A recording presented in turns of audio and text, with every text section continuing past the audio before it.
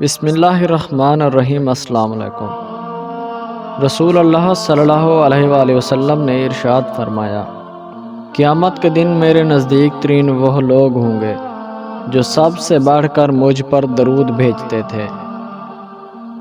فرمان مصطفیٰ صلی اللہ علیہ وآلہ وسلم ہے، تکلیف کی گھڑیاں خطاؤں کو مٹا دیتی ہیں۔ رسول اللہ صلی اللہ علیہ وسلم نے ارشاد فرمایا، دعا کرتے وقت چھینک آنا سعادت مندی ہے۔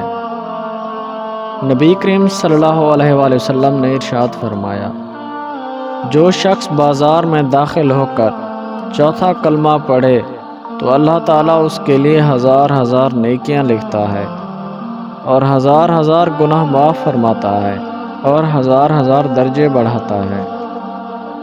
حضرت ابو ہریرہ رضی اللہ تعالی عنہ سے مروی ہے کہ آپ صلی اللہ علیہ وآلہ وسلم نے فرمایا، جو درود شریف میری قبر کے پاس آ کر کہتا ہے اسے میں سنتا ہوں، اور جو دور سے پڑھا جاتا ہے وہ مجھے پہنچا دیا جاتا ہے۔ رسول اللہ صلی اللہ علیہ وآلہ وسلم نے فرمایا، ہرگز وہ آدمی جہنم میں داخل نہیں ہو سکتا جو سورج نکلنے سے پہلے فجر کی نماز اور سورج غروب ہونے سے پہلے عصر کی نماز پڑھے۔